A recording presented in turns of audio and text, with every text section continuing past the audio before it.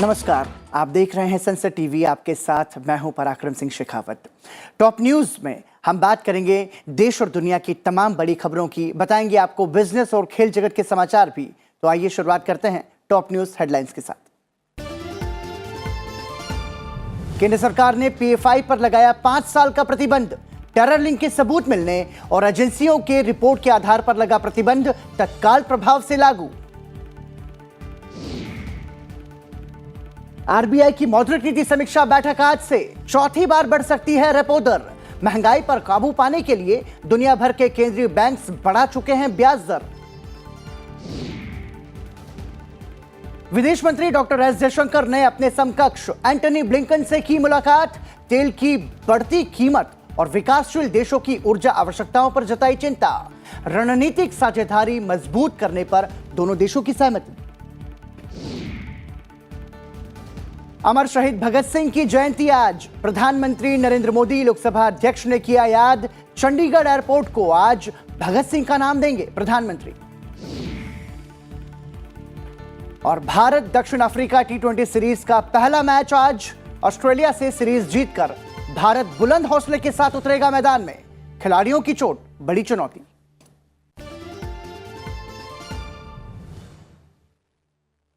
और अब खबरें विस्तार से।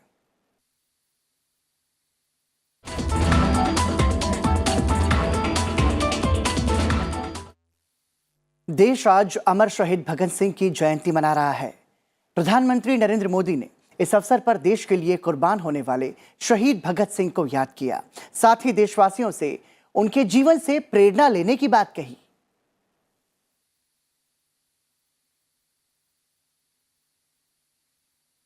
नैनम छिदन्ति शस्त्राणि नैनम दहति पावकः, यानी ना शस्त्र जिसे काट सकते हैं, ना अग्नि जिसे जला सकती है।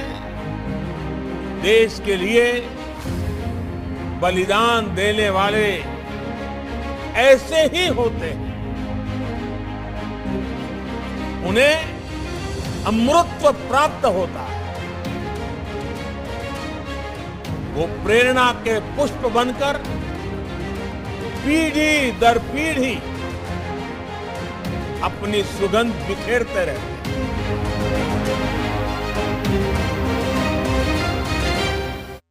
और प्रधानमंत्री के साथ ही लोकसभा अध्यक्ष ओम बिरला ने भी शहीद भगत सिंह को उनकी जयंती पर याद करते हुए एक संदेश जारी किया। शहीद भगत सिंह जी की कुर्बानी बलिदान हमारे नौजवानों को नई प्रेरणा देती है।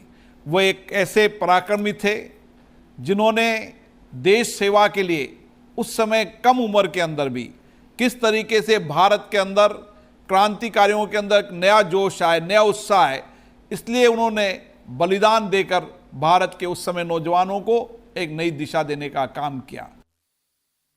शहीद भगत सिंह की जयंती के अवसर पर चंडीगढ़ एयरपोर्ट को भगत सिंह का नाम दिया जाएगा। प्रधानमंत्री नरेंद्र मोदी ने इस बार मन की बात में इस बात की घोषणा की थी। मेरे प्यारे देशवासियों, आज से 3 दिन बाद यानी 28 सितंबर को अमृत महोत्सव का एक विशेष दिन आ रहा है। इस दिन हम भारत मां के वीर सपूत भगत सिंह जी की जयंती मनाएंगे।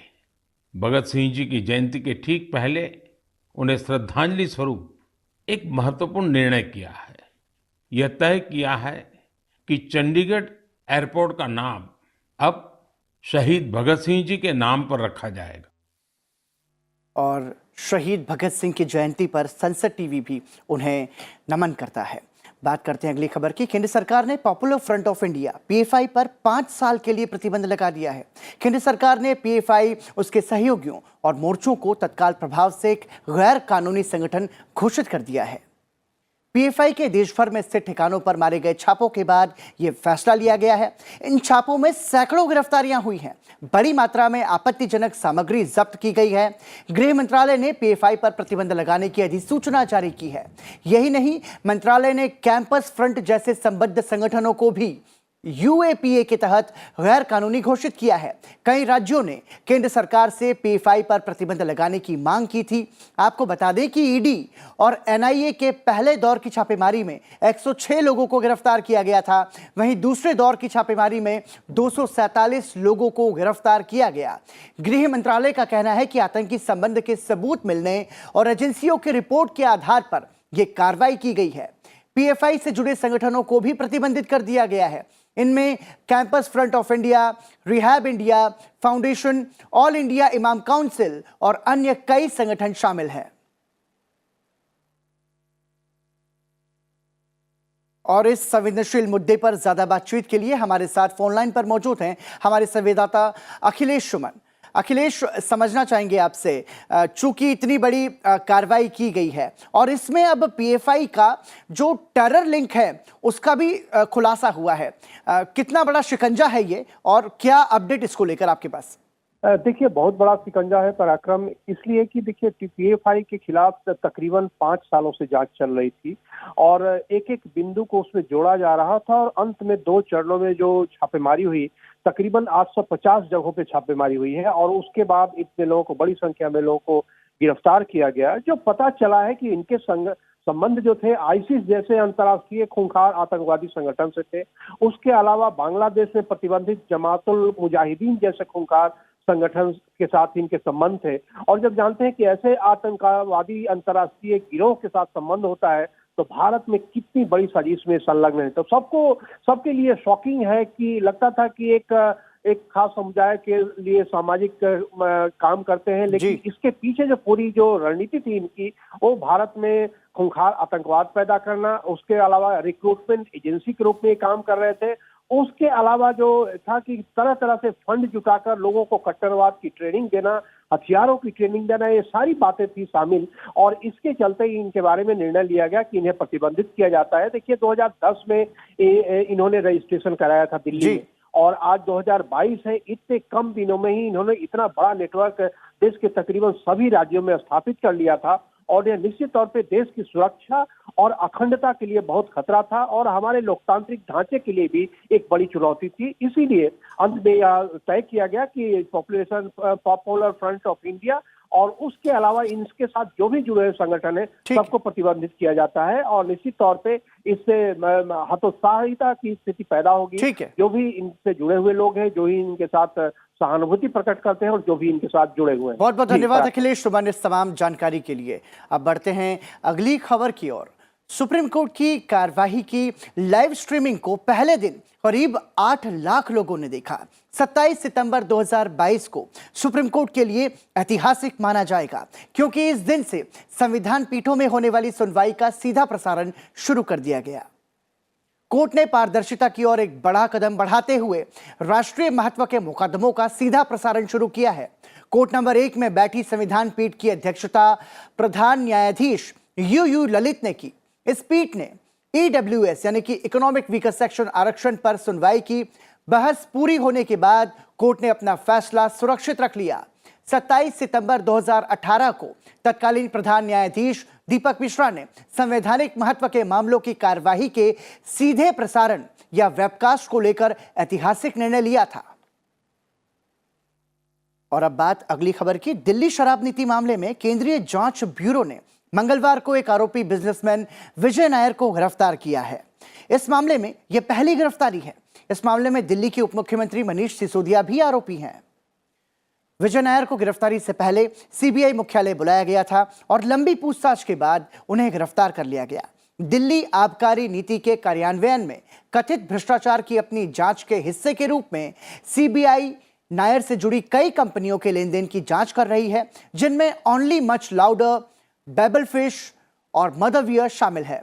आम आदमी पार्टी ने कहा है कि विजय नायर आम आदमी पार्टी के कम्युनिकेशन इंचार्ज हैं। दिल्ली के 2020 और पंजाब के 2022 के चुनावों में ये कम्युनिकेशन और सोशल मीडिया स्ट्रैटेजी के इंचार्ज रहे हैं। सरकार और उसके निर्णय से उनका कोई लेना देना नहीं है।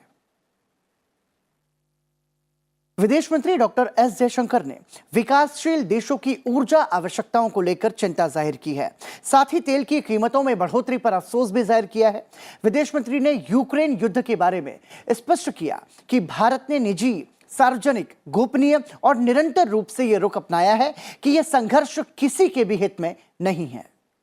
विदेश मंत्री एस जयशंकर और अमेरिकी विदेश मंत्री एंटनी ब्लिंकन ने अपनी द्विपक्षीय बैठक के दौरान इस बारे में बातचीत की कि कैसे अमेरिका और भारत अपने साझा सुरक्षा, आर्थिक और भू राजनीतिक लक्ष्यों को आगे बढ़ा सकते हैं।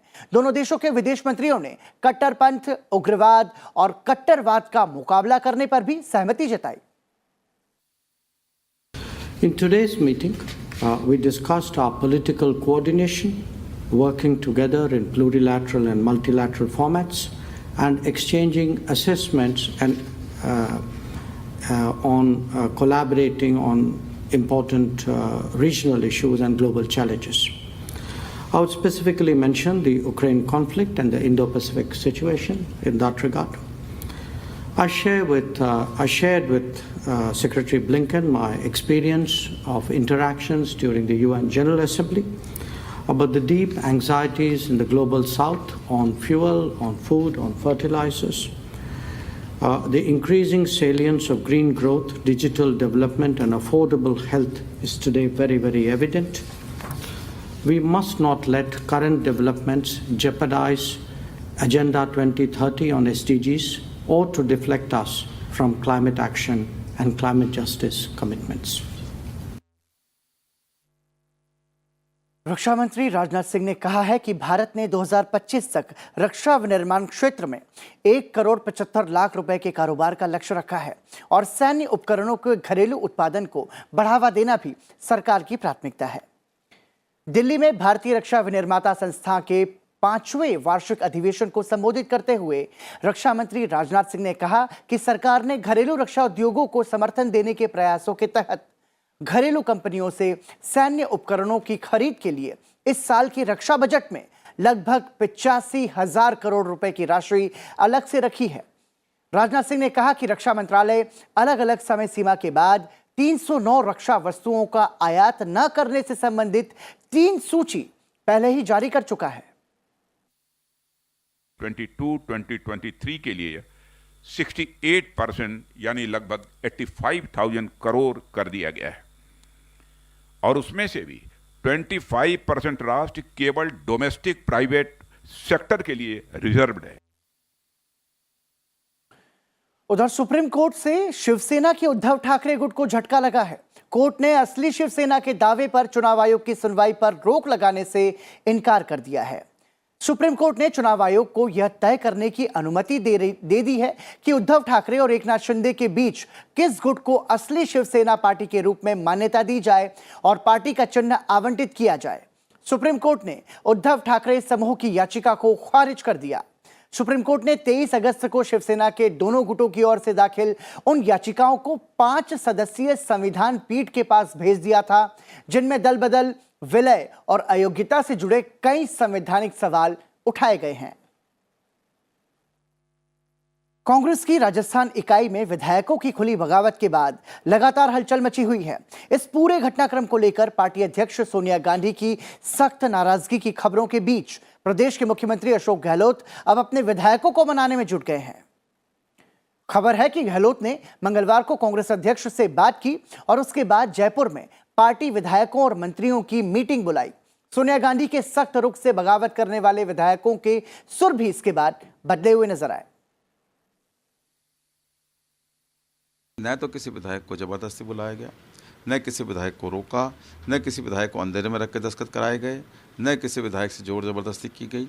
सबने स्वतः स्फूर्त हाथ खड़े करके अपनी एकजुटता प्रदर्शित की थी। अब कौन क्या कह रहा है, ऊपर जो है आला कमान है वही तय करेंगे, हम लोग नहीं तय करते हैं और जो भी डिसीजन लेना है ऊपर से ही लेना है। कुल मिलाकर राजस्थान में कांग्रेस के भीतर चल रहा सियासी संकट बरकरार है। मुख्यमंत्री अशोक गहलोत और सचिन पायलट के समर्थक विधायकों ने पार्टी आलाकमान की मुश्किलें बढ़ा दी हैं। वहीं पार्टी के पर्यवेक्षकों ने अपनी लिखित रिपोर्ट मंगलवार शाम पार्टी अध्यक्ष सोनिया गांधी को सौंप दी, जिसमें विधायकों के रवैये को अनुशासनहीनता माना गया है, लेकिन अशोक गहलोत पर सीधे कोई आरोप नहीं लगाए गए हैं। उधर कांग्रेस के वरिष्ठ नेता शशि थरूर पार्टी अध्यक्ष पद के चुनाव के लिए 30 सितंबर को सुबह 11 बजे नामांकन पत्र दाखिल करेंगे। पार्टी के केंद्रीय चुनाव प्राधिकरण के प्रमुख मधुसूदन मिस्त्री ने यह जानकारी दी। कांग्रेस अध्यक्ष पद के चुनाव के लिए घोषित कार्यक्रम के अनुसार अधिसूचना 22 सितंबर को जारी की गई और नामांकन पत्र दाखिल करने की प्रक्रिया 24 सितंबर से आरंभ हुई है और 30 सितंबर तक चलेगी। नामांकन पत्र वापस लेने की अंतिम तिथि 8 अक्टूबर है। एक से अधिक उम्मीदवार होने पर 17 अक्टूबर को मतदान होगा और नतीजे 19 अक्टूबर को घोषित किए जाएंगे। इसी के साथ फिलहाल रुक रहे हैं एक छोटे से ब्रेक के लिए। ब्रेक के बाद अंतर्राष्ट्रीय जगत की बड़ी खबरें आपको बताएंगे और साथ ही खेल समाचार भी। बने रहिए हमारे साथ।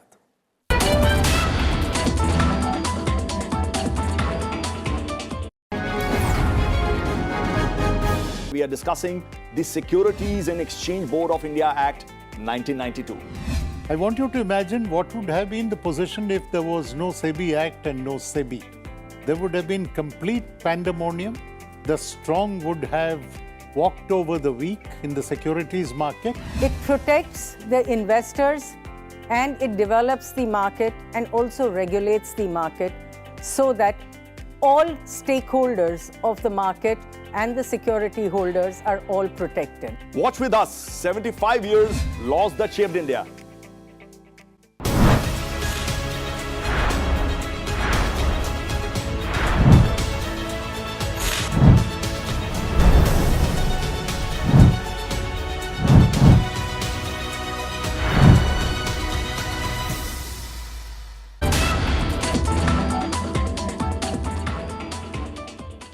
ब्रेक के बाद एक बार फिर आपका स्वागत। आप देख रहे हैं टॉप न्यूज और अंतर्राष्ट्रीय खबरों से पहले एक नजर डालते हैं कुछ अन्य बड़ी खबरों पर टॉप 10 हेडलाइंस के जरिए। रामनगरी अयोध्या में प्रधानमंत्री नरेंद्र मोदी सुर सामग्री लता मंगेशकर की 93वीं जयंती के अवसर पर उनके नाम से बने चौक का वर्चुअल उद्घाटन करेंगे। 7.9 करोड़ रुपए के अनुमानित बजट से लता मंगेशकर चौक को विकसित किया गया है। प्रधानमंत्री नरेंद्र मोदी 29 और 30 सितंबर को गुजरात जाएंगे, जहां वो 29,600 करोड़ रुपए की कई परियोजनाओं का उद्घाटन और शिलान्यास करेंगे। गुरुवार को वो अहमदाबाद के नरेंद्र मोदी स्टेडियम में 36वें राष्ट्रीय खेलों का उद्घाटन भी करेंगे।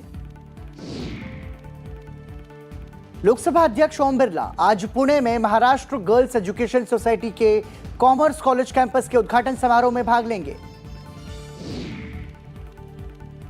राज्यसभा के नवनिर्वाचित सदस्य बिप्लब कुमार देब और राज्यसभा के नव मनोनीत सदस्य गुलाम अली संसद भवन के सभापति कक्ष में आज दोपहर 12 बजे शपथ लेंगे।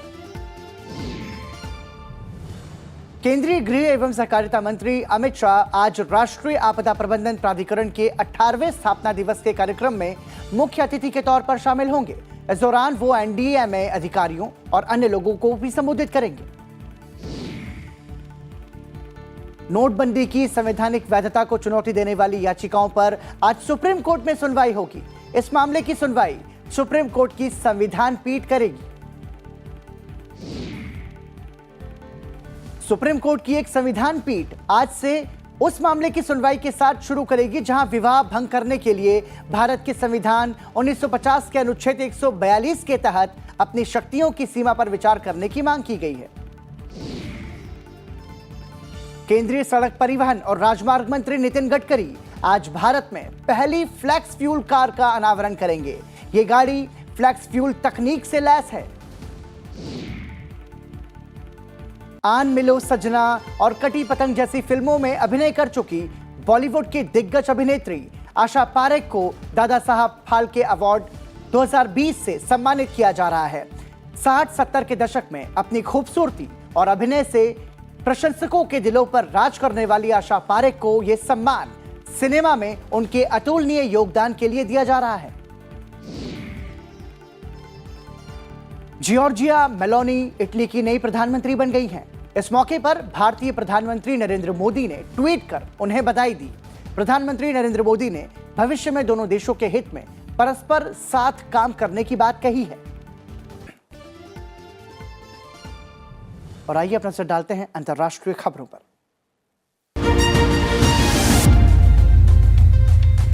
सऊदी अरब के क्राउन प्रिंस मोहम्मद बिन सलमान बिन अब्दुल अजीज अल सऊद को प्रधानमंत्री नियुक्त किया गया है।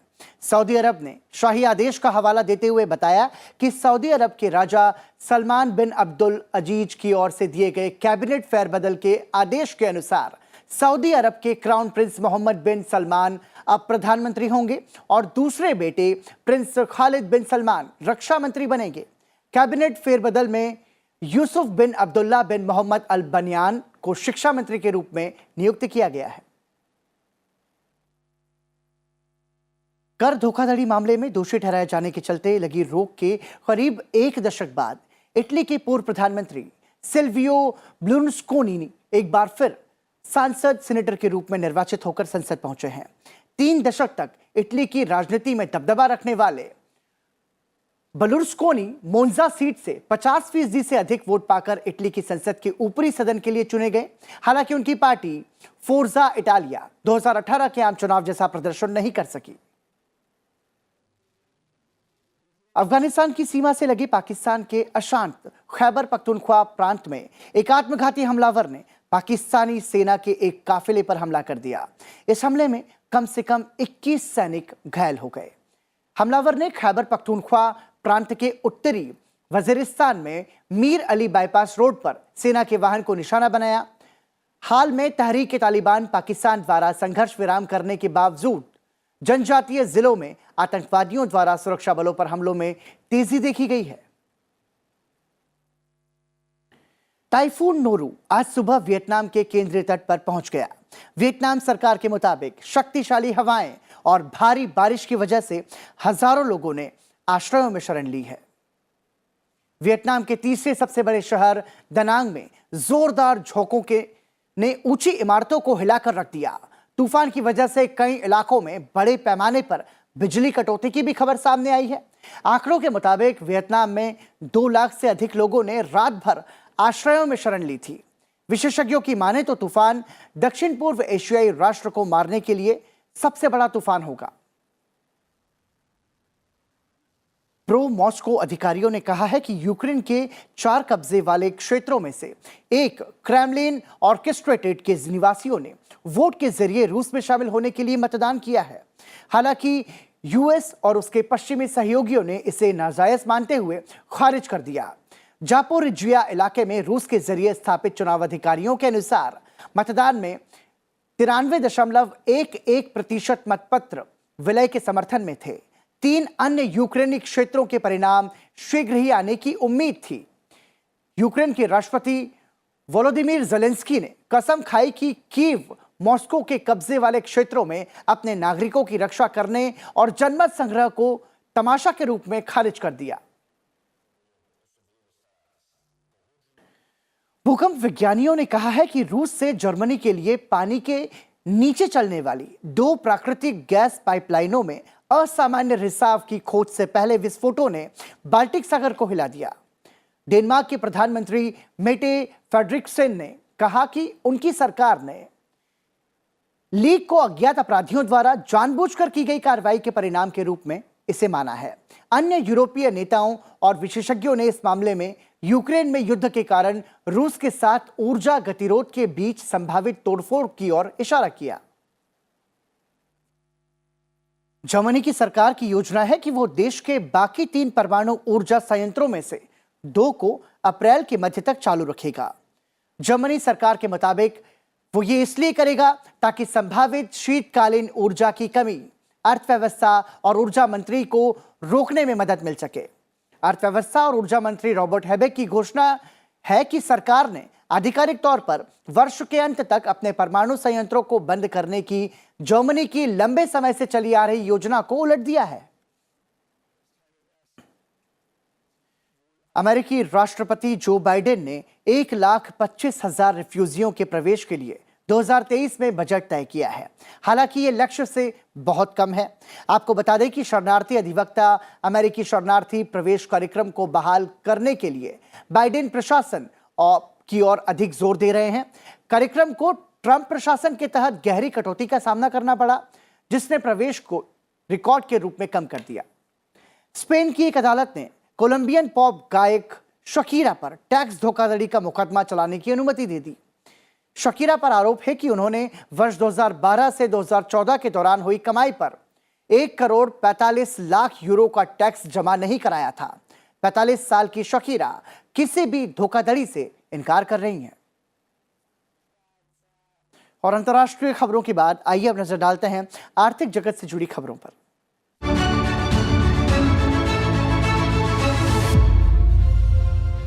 भारतीय रिजर्व बैंक की मौद्रिक नीति की समीक्षा की 3 दिवसीय बैठक आज से शुरू हो रही है। पिछले हफ्ते ही करीब 1 दर्जन केंद्रीय बैंकों ने ब्याज दरों में इजाफा किया था। अमेरिकी बैंक ने 0.75% की बढ़त की थी। दरअसल महंगाई पर काबू पाने के लिए दुनिया भर के केंद्रीय बैंक्स ब्याज दरों को बढ़ाने की रणनीति अपना रहे हैं। बावजूद इसके महंगाई की दरें उनके लक्ष्यों से ऊपर हैं।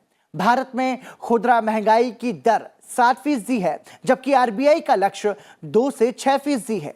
मई से लेकर अब तक 3 बार आरबीआई ने ब्याज दरों में 1.40% की बढ़ोतरी की है। सरकार ने 1 जनवरी 2023 से जाली उपकरण रोधक पोर्टल पर भारत में बिक्री से पहले सभी मोबाइल फोन के IMEI नंबर को पंजीकरण अनिवार्य कर दिया है। हर मोबाइल फोन एक विशेष 15 अंक की IMEI नंबर के साथ आता है, जो डिवाइस की विशिष्ट आईडी के रूप में कार्य करता है। इसी से चोरी हुए फोन का पता लगाया जाता है। जारी अधिसूचना के अनुसार अब सभी मोबाइल फोन, चाहे वो स्थानीय रूप से बने हों या बाहर से आए हों, पंजीकृत होने और दूरसंचार विभाग द्वारा संचालित भारतीय नकली डिवाइस प्रतिबंध पोर्टल से IMEI प्रमाण पत्र प्राप्त करने की आवश्यकता होगी।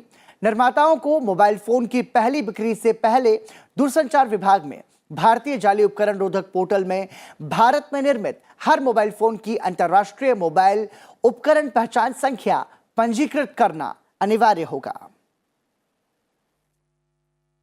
बिक्री से पहले दर्ज कराना होगा हर फोन का IMEI नंबर। ये बहुत ही महत्वपूर्ण जानकारी हमने इस खबर के जरिए आपको दी। और अब बढ़ते अगली खबर की ओर। और अगली खबर की हम बात करें तो हम बात करेंगे खेल जगत से आने वाली बड़ी खबरों की। नजर डालते हैं।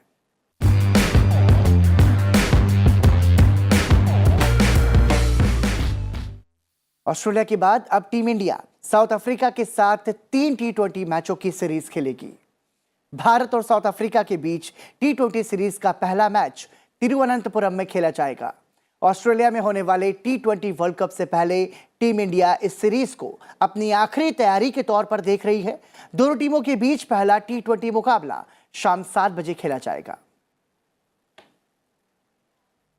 और इसी के साथ बुलेटिन में फिलहाल इतना ही, लेकिन आपको छोड़े जाते हैं आज के दिन से जुड़े इतिहास के साथ। आप देखते रहिए सनसेट टीवी। मुझे दीजिए इजाजत। नमस्कार।